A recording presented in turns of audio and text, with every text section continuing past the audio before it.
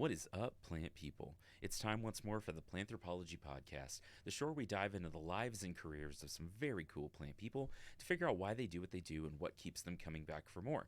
I'm Vikram Baliga, your host and your humble guide in this journey through the green sciences, and as always, my dearest friends, I am so excited, so very excited to be with you today. Y'all, it's been far too long since I've gotten to say that. Like 6 months, maybe more. I don't know. It's been quite a while. And I do owe you an explanation for that if you're a long term listener.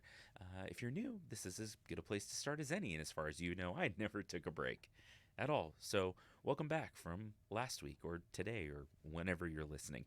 Y'all, this one's going to be a little bit different. I'm trying some new things with the podcast as we sort of get back into it and get it rolling again. And this officially is episode 100. Episode 100. Y'all, I started the show in 2019 in November of 2019. I think the first real episode came out 2019 in November. And so it's been over 4 years. Like 4 years and change. And it's just incredible how many cool people I have gotten to meet and how much I've gotten to do as a result of this show. And I'm just so excited that we get to do it again and that we're trying new stuff. If you are listening on your normal favorite podcast device, welcome back. I'm glad to be in your earphones or in your car speakers once more. But now we're going to add a video element to this podcast. So you may be watching this on YouTube. You may be watching clips on social media of the show. I don't know. I'm just trying some new stuff. We're going to see how it goes. The reason I'm doing video now is we've got some really very exciting guests coming up. I'm probably not going to video every episode. I'll do quite a few of them, but I don't know. I wanted to try something new, and I hope that you will bear with me as I figure it out. I don't really know how to look at the camera for this. I do tons of social media and stare at my phone all the time, but this is a very different ordeal. So if you're watching online, if you're seeing my mouth move, I'll get better at this. If you're listening, feel free to disregard the last 30 or 40 seconds. But I was trying to decide what to do for episode 100, and I've got some great guests coming up. I've got, I think, 5 recordings scheduled in the next 3 or 4 weeks, and actually more than that, and I'm really excited. But one thing I've never gotten to do a full episode about because I took a hiatus as it was sort of all happening and coming out is I wanted to discuss my book, Plants to the Rescue, that came out in July of 2023. So as you listen to this, it's been out actually about 6 months. And I just wanted to reflect on the experience of writing this book and what the process looked like, how I came up with the ideas, and just what that looked like and what it means, I think, for the way that I'm approaching science communication in my life and approaching even parts of my career because it's fundamentally changed the way I think about some things. And also, I'm very proud of this book. I'm very proud of this book. And I want you to maybe be excited about it too. I wanted you to hear a little bit more about it. So we're going to talk about Plants to the Rescue today. And I'm going to play some music at you. And we're going to come back and talk about publishing and talk about talking to kids about plants. I love you. I'm glad you're here. Let's talk some more. All right. We're back. So first off, I do owe you an explanation, I think, especially if you've been someone who has been with me since the beginning. And there are kind of a lot of you. I posted on social media a couple of days ago that I was about to start recording, doing this again. I posted a picture of my new setup in here, which you can kind of see. I'm in a new office. I've had some career and life changes recently, which I'll talk about in here in a minute. But people were excited. Like, what's that about? I'm glad you like listening, and I'm glad that you've stuck with me through all of this. If you're keeping score, it's been about 7 months or 6.5 months since I put out an episode. I released a great interview with Sarah Sutherland, who is the absolute genius behind the Oklahoma Department of Wildlife social media. And if you haven't listened to that, go back and listen to it. It's episode 99. It's so good. It's so good. And I was like, I'm going to take, this is a great point to kind of like put a pin in it for a minute. And I was going to take the summer off and like get through July and August because I was doing some travel from work and some other things. And I was going to start right at the beginning of the semester. And about 3 days before the semester started, we had some staffing changes at my university, I ended up with 2 extra classes that I had not planned on, as well as some other stuff that I ended up having to do sort of last minute.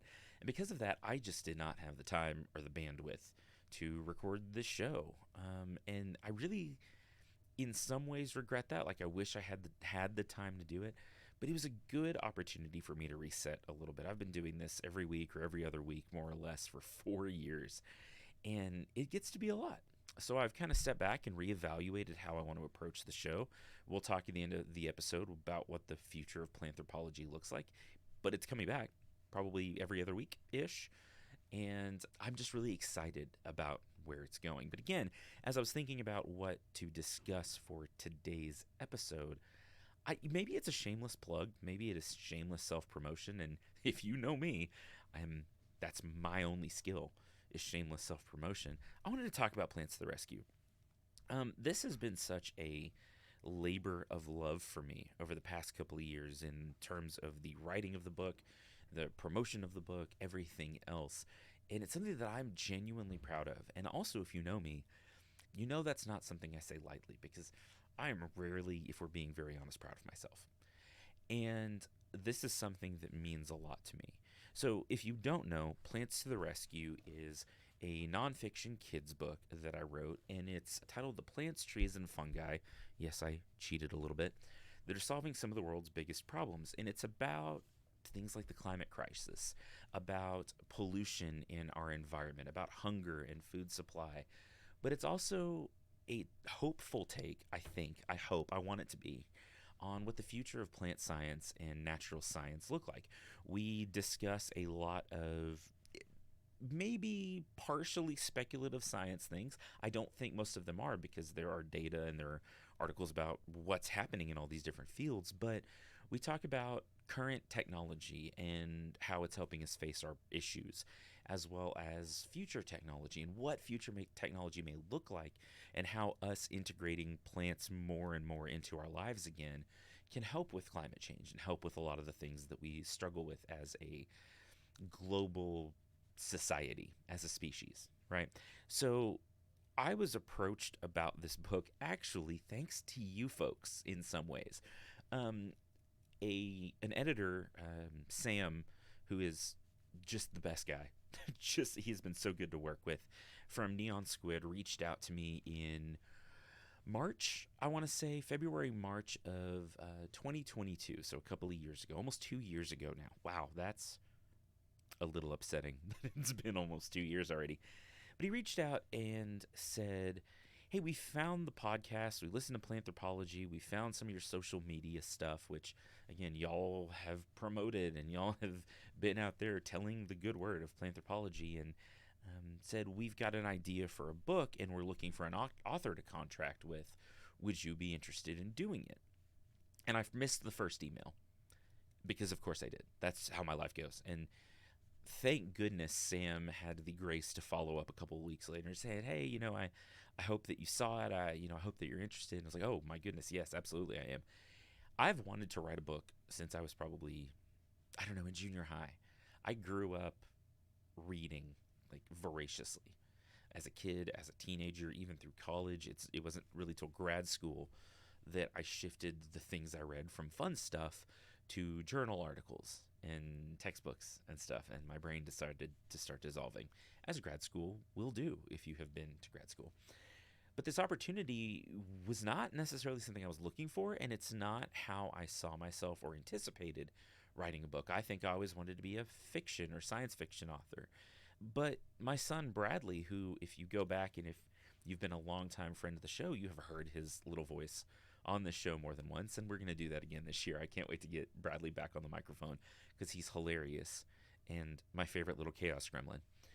But he was 6 when I started the process of writing this book, and as we were going through the process of trying to figure out what age group it was for, it was really for like 8 to 10, 8 to 12-year-olds, so sort of what, 3rd through 5th grade, 3rd through 6th grade, somewhere in there, these middle readers, older elementary students. And I was thinking about it, and I was like, well, he's going to be in this target market really by the time the book comes out. He's 8 now. He just turned 8. And he's always been a good reader, and he's a great reader now. And I was like, how cool would it be for, at the age that he is, if I get to write a book for him. And I might get emotional during this. I'm gonna try not to. Um, because he's such a smart kid and he's so curious and he loves plants and he loves animals and he loves nature. And I thought, what a cool opportunity for me personally, just as a father and a scientist and a science communicator, to get to talk directly to my own kid, um, through the process or in the process of writing a book for other people's kids, for kids that literally around the world now. And I said, yeah, let's do it. Let's do it. So we went through this process. They had a few of the sort of topics picked for the book already because they had to sell the book. And they were looking again to contract with me as an author and then a separate illustrator, which, by the way, Brian Lambert, uh, fantastic. Our illustrator was so good for this. Like, I cannot say enough about Brian. And if you're watching online, you'll get to see um, some pictures from the book. And hopefully, if you have the book, if you don't have the book, you could get the book. We'll talk about that later. Um, and so the way it kind of worked is this was not a chapter based book. It didn't have like set sections. We wanted to talk about cool advancements in science, things that are happening now, things that have happened in the past with the planet, with scientific advancement, but also where we were headed, in the future with plant science. So we picked about 30 different topics. This book's about 80 pages long, give or take. We picked like 30 topics, and each of those topics gets like 2 pages, so it's a little bit more than that. There's some early material and end material. It's maybe 33 topics, and each one of them is fairly short, but they're intended to get kids interested in science, get kids interested in plant science, and things like, can spinach send emails? And if you hear these sounds in the mic, I'm sort of flipping through the book a little bit.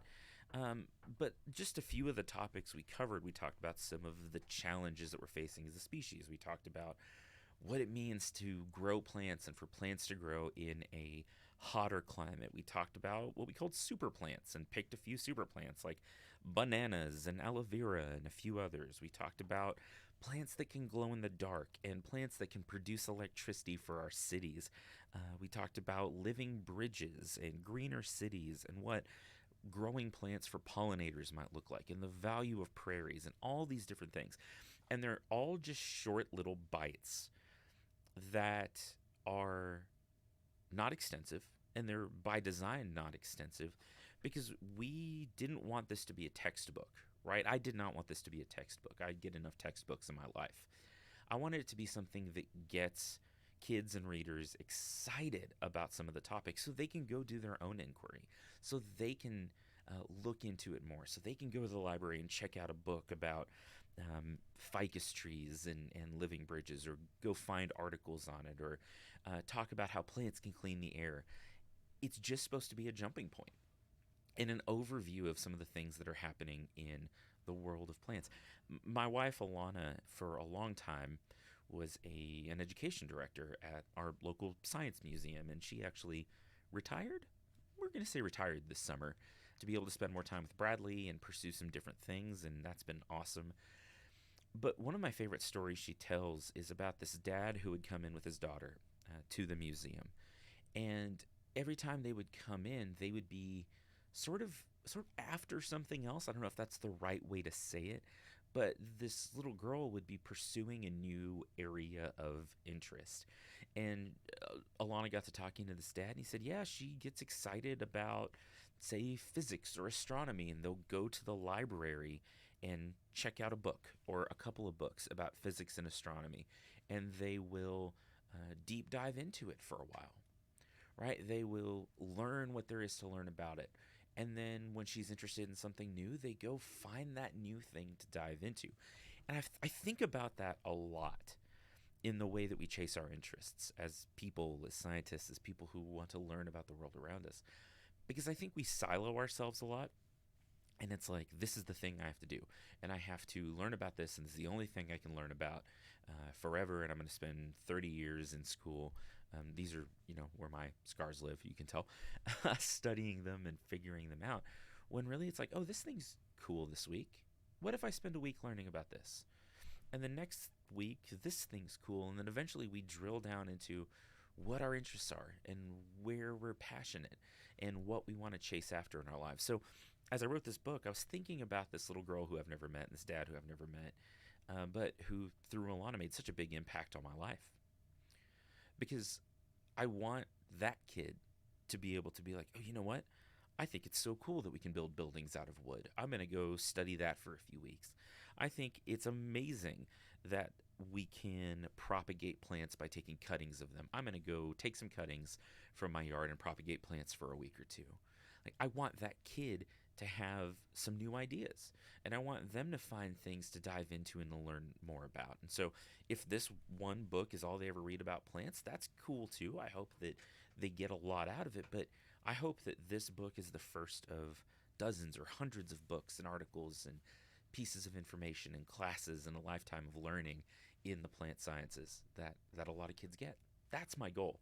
That's why I wrote this. That's why I said yes to this. And it's been so much fun. It's been so much fun. This was like a year-long process. I thought I'd talk a little bit more about the publishing side of it, kind of what we did and what that looked like, where some of the ideas came from, and then I actually, after the break, want to read a couple of excerpts of this to you in case you're interested, okay? And so we'll talk now, I think, about the publication process and the ideas for this book. So, like I mentioned, they contacted me, and this was not a traditional maybe publishing relationship. This was more of a freelance, like contract style publishing relationship, which I was cool with. I think that that's not a bad way to approach it. I was a first-time author. I didn't really know what I was doing, and it kind of takes some of the pressure out that if it does really well, great, that's awesome, it's good for everyone. If it flops, then I still kind of get a lot out of it and get the experience, get paid something for it, and that was cool. And so we went through the year of sort of the writing process. I think I started writing in March of 2022, and the final draft was due in like November, so not quite a year. But I think before like a final product was done, it took about a year, and it came out July 11th, 2023, a week or so after my birthday, which was kind of a cool birthday present. I got to do a book signing. Y'all, I got to do a book launch. Who gets to do that? Whose life is this? I think that was so cool. So a local bookstore hosted us for a book signing when the book came out. And that was just one of the coolest experiences, one of the coolest things. But we went through this process. It was interesting because they had the idea for the book. They had the title for the book, Plants to the Rescue. And the general concept of we want to do little bites of scientific things that will kind of make this larger story about plant science. And they'd, like I said, written the first couple or come up with the first couple topics.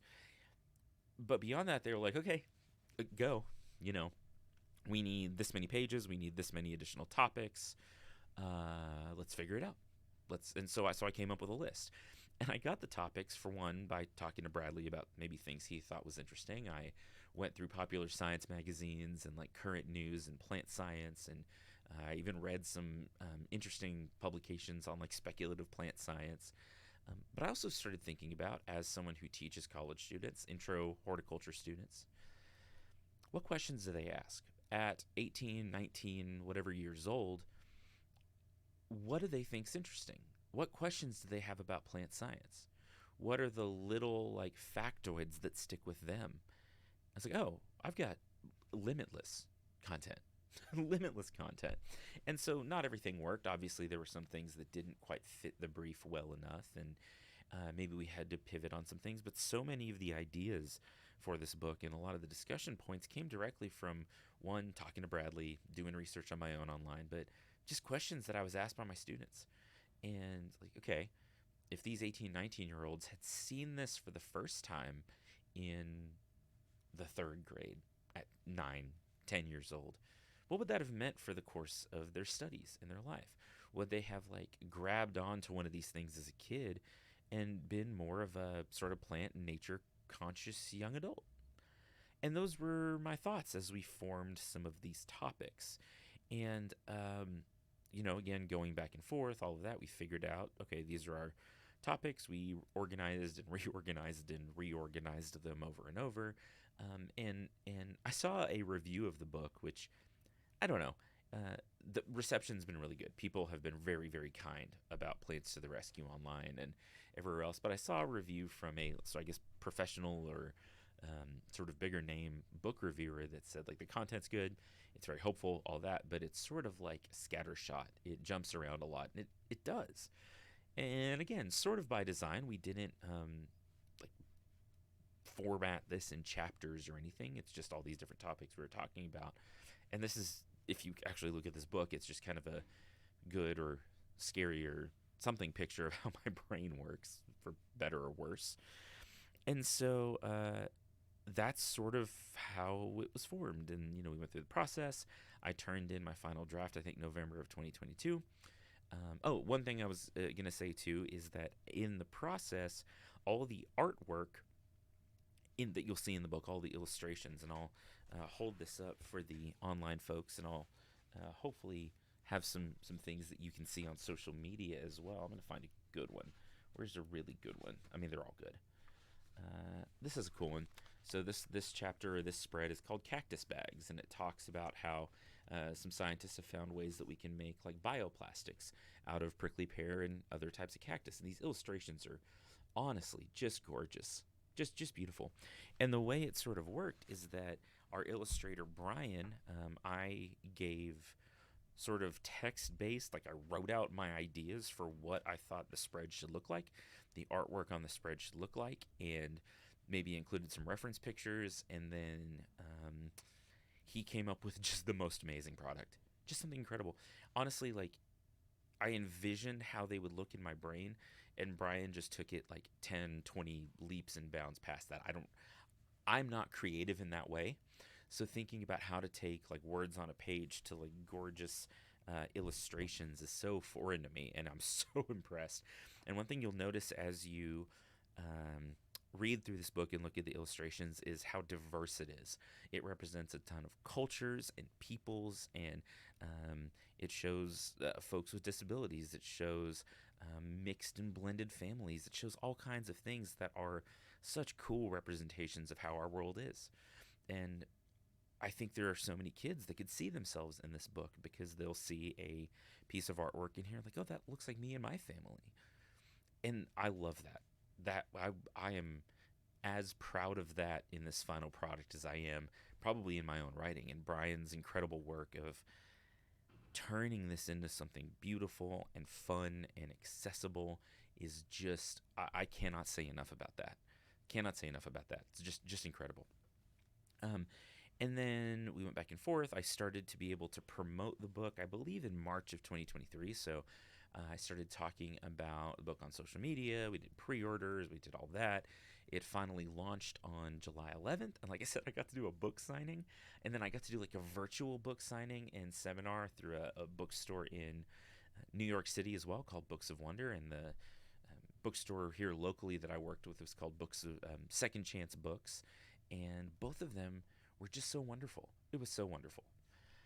And I've had some cool opportunities to talk about the books on the book on podcasts and on social media and different things. But I realized that, again, I have not done an episode of the show since this book came out. I know I talked about it a little bit before the break, or my big long break, hiatus, whatever we want to call it, hibernation, but never really in a lot of detail. So again, I wanted to do a whole episode on this. And I will say that working with Neon Squid was an absolute dream come true for a first-time author. They were kind and flexible and generous with feedback and ideas, and they have been rock stars in terms of the whole publication process, the promotion of the book, just supporting me as an author and as a first-time author and as a scientist and everything else. Just really wonderful. Really, really genuinely so wonderful. Can't say enough about them. And also, Neon Squids is an imprint or a subsidiary of Macmillan Kids International. Macmillan Books is one of the biggest publishers in the world. And the publication team from Macmillan as well that worked with us to promote the book and set up the book signings and things like that. Just, again, I'm new to publishing. I've got maybe some more things coming out in the future. Stay tuned. I've got some ideas and some feelers out for stuff, but I don't know what the publication process is normally like. I hear mixed things and some horror stories and some really good stories, but I have to say that my experience start to finish was fabulous. Couldn't have been better. I'm so happy to have been a part of it. So happy to been a part of it. Let's take a quick break. We'll go to a mid roll. I'll say some different words at you. It's still just me. There's no guest this week. And then I want to read a couple of excerpts from the book, a couple of different spreads. And I want to talk about the future of planthropology just a little bit before we wrap up. And I'll tell you about some of the upcoming guests. I want to keep some of it sort of a secret. But I'm really excited about some of the interviews I've got lined up. And then we'll go from there. So let's take a break, and I'll be right back. Well, hey there. Welcome to the mid-roll, my friends. I haven't gotten to do that creepy voice in a while, and it brought me a little bit of joy. I'm not going to lie to you. Not too much to cover today at the mid-roll. Find me on social media. I am Planthropology Pod on Instagram, Planthropology _ on whatever it is that Twitter is now, X. I guess I'm not on there very much anymore. Planthropology on Facebook. I am also the Plant Prof, and I've started doing since the last time we met or spoke a lot more with my Plant Prof outlets. So Instagram, YouTube, TikTok, others. You can find me as well as the Plant Prof. If you want to send me an email, if you've got tips for the show, ideas for future topics or guests or whatever else, you can reach out to me at planthropologypod@gmail.com. I was going to tell you that you could go to planthropologypod.com and find all things planthropology, including old episodes and merch and everything else. But in the 6 months of out of sight, out of mind I had with the podcast, I apparently forgot to change my billing info with my website host. And so now if you go to planthropologypod.com, it is an Indonesian gambling website, which is less than ideal, right? Yeah, not great.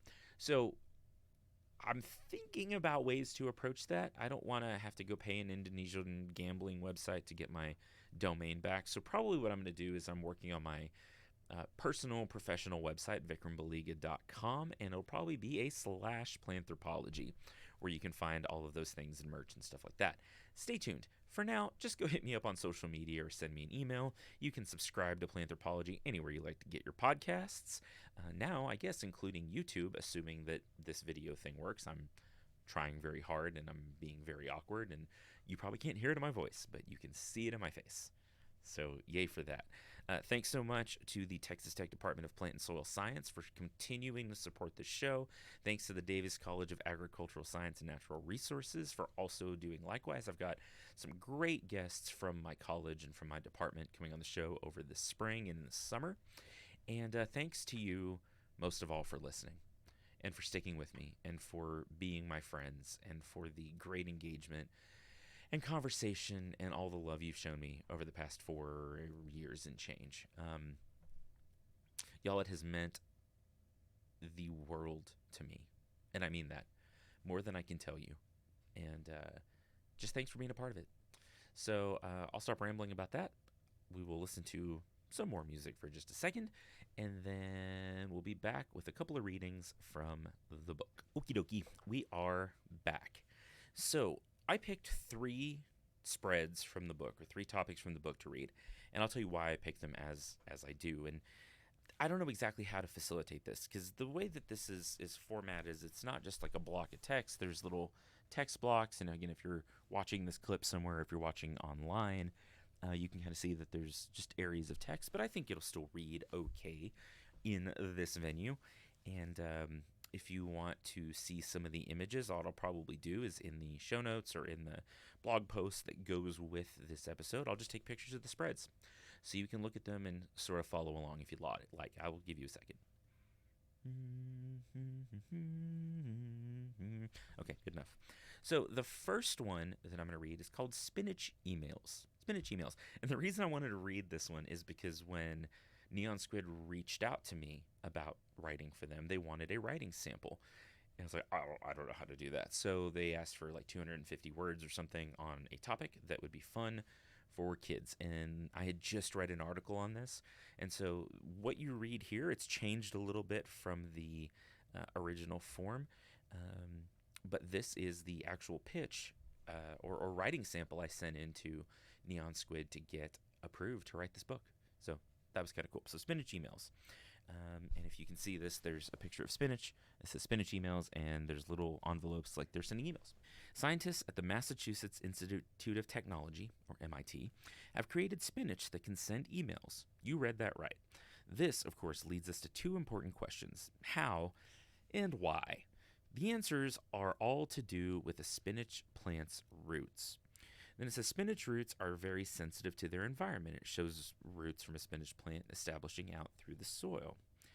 The root of the problem. Spinach plants grow big root systems. These roots spend their time exploring the soil, looking for water and nutrients to help them grow.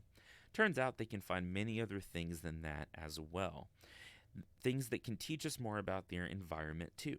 From microorganisms to harmful chemicals, spinach roots can provide us with lots of information. Nanotechnology, by the way, is defined as the science of really tiny things.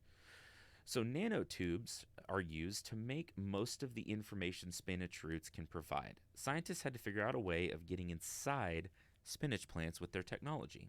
And the way they did it was by implanting tiny carbon nanotubules inside of the leaves. And it's hard to see, but there's a very happy little spinach right there. See, very happy little spinach. Okay. There's a message from spinach that says, spinach, something here you should see, guys. And then scientists say, nice work, Agent Spinach. And there's a bunch of emails from spinach that say, from spinach, pollution detected. From spinach, all clear today. From spinach, worm problems. From cabbage, we need to talk. If you ever get a email from your cabbage that says we need to talk, you should be concerned. Those conversations never go well, especially with cabbage. They're infamous for really hard conversations.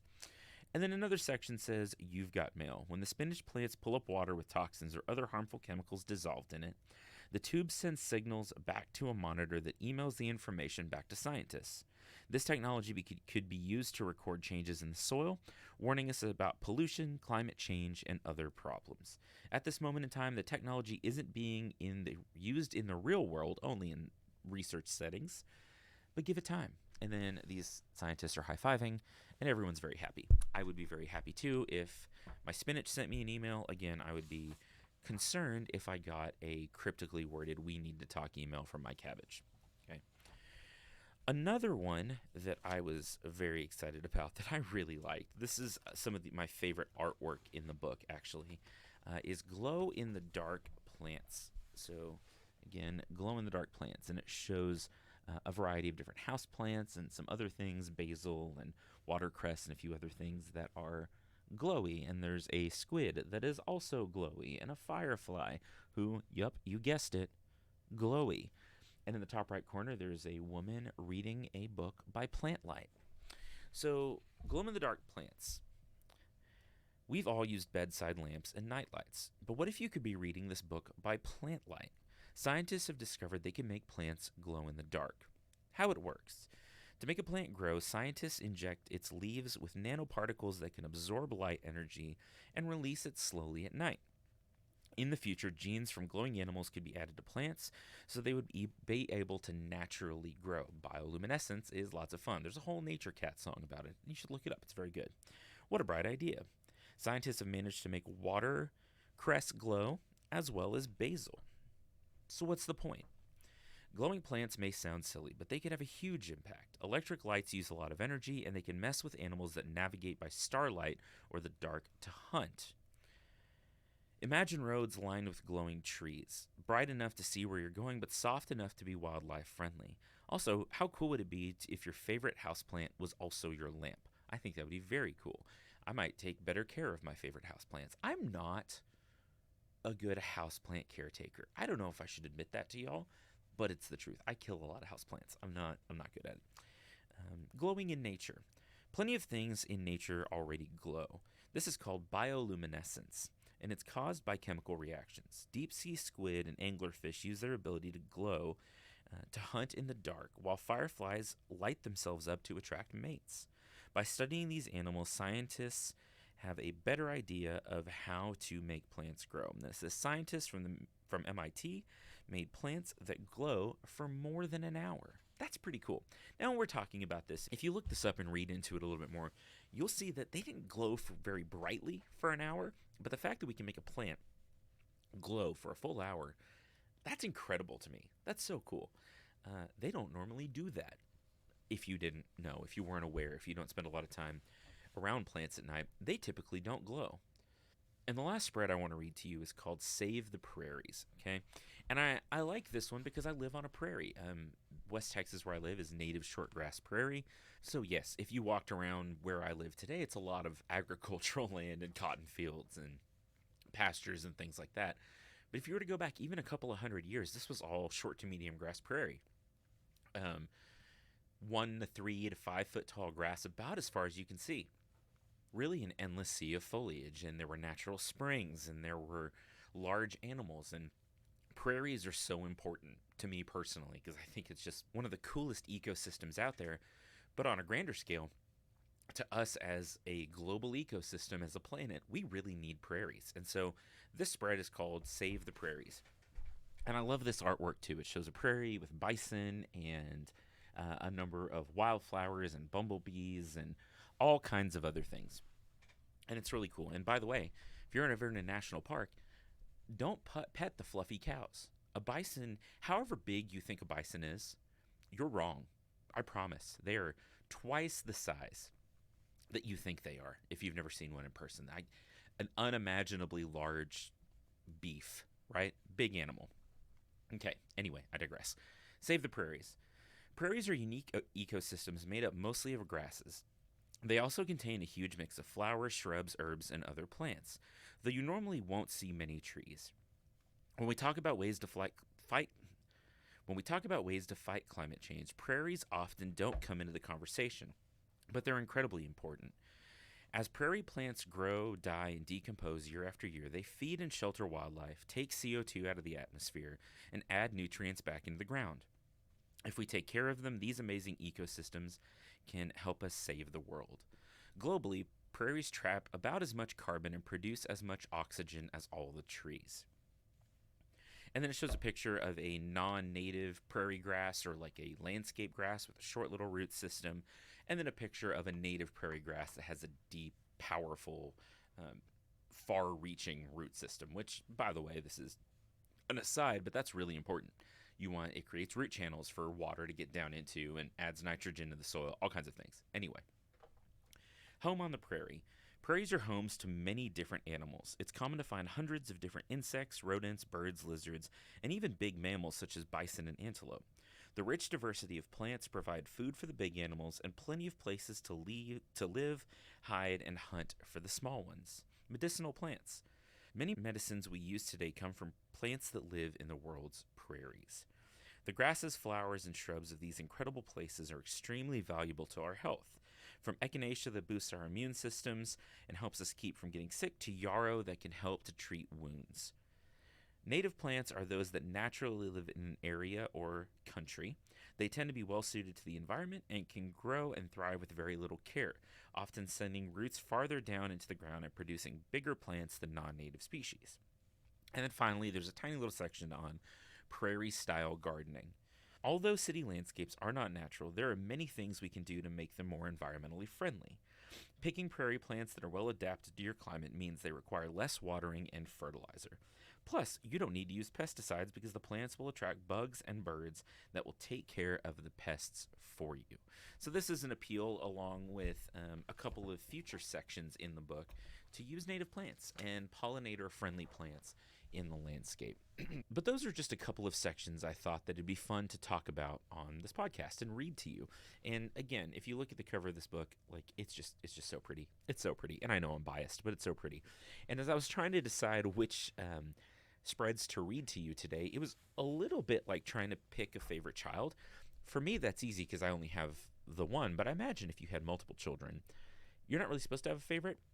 But the three I read, I think, mean a lot to me for a variety of reasons that I explained a little bit, but all of them I think are such good information. It was a lot of fun to write, and I hope it's something that if you have bought it, that you and your family are enjoying. I've had some wonderfully kind feedback from friends and even people I've never met, internet acquaintances, people I'm not connected to directly in any way, that have said just the most wonderful things about the book.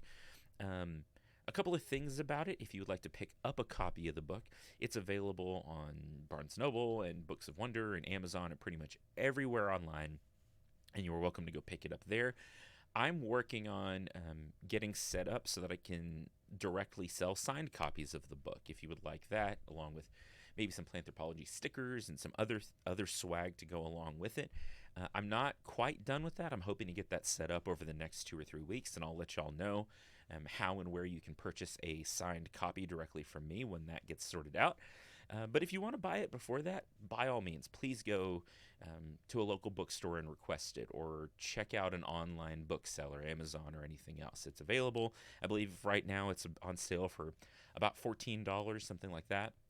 And again, I hope that it's something that if you do buy it, and no pressure to buy it, please don't misunderstand me. Like, I would love for this to be on your bookshelf at home, but I just also am so appreciative that you listen to me talk about it for the last, I don't know, 30 minutes or so, 40 minutes or so.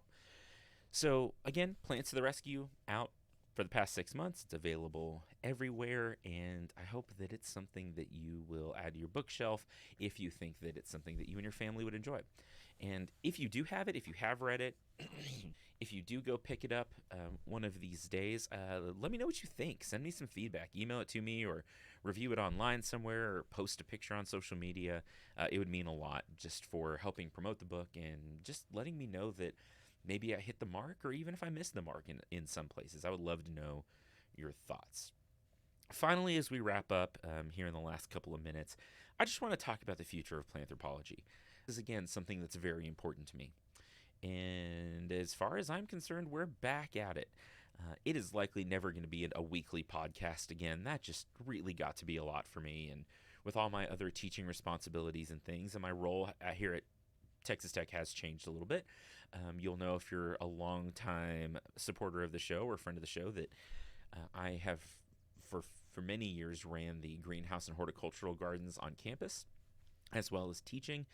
And I've actually hired a new greenhouse manager to take over the day-to-day at the greenhouse and gardens. I am still overseeing there. I'm still very involved there, but I've sort of stepped out of that role, and I've turned it over, and I'm into full-time, more or less, teaching now. So I'm still teaching intro horticulture, but I'll also be teaching sustainable vegetable production starting in the fall, as well as some other stuff. So there's some other content that will come from that as well.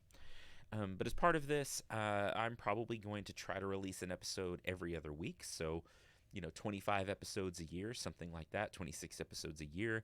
There may be times when there's extra content that I put out, so it may be closer to 30. But through 2024, I'm going to commit to doing at least every other week. And I've got some really cool interviews lined up from faculty that I work with in viticulture and enology, in weed management, in communications, and other things in the green sciences. I have a super exciting interview with a guest I've been trying to get on the show for like 2 years, and I don't want to ruin the surprise, but she is a top-notch climate scientist, communicator, and one of just the nicest people, I think, out there. I'm talking to someone later this week who has been working to produce a gardening video game and all kinds of stuff, award-winning florist. And some of the other folks from sort of the nature podcast universe will be popping up throughout the next few months of Planthropology. Really good stuff coming up. If you've been enjoying the show, if you're just discovering the show and you think you like what you hear, go drop me a rating and review wherever you can, whether that is on Podchaser or Apple Podcasts, anywhere in between. Let me know what you think. Again, send me an email at planthropologypod@gmail.com. Connect via Planthropology or the Plant Prof online, and just be involved. I am so grateful to you for, again, engaging with the show, for listening to the show, and just being a part of what we're doing here at Planthropology. So it's good to be with you again. It's good to be back at it. And I love you. Keep being kind. If you have not been kind to date, maybe give that a shot. It's pretty cool. And keep being the coolest plant people I know. And I will talk to you very, very soon.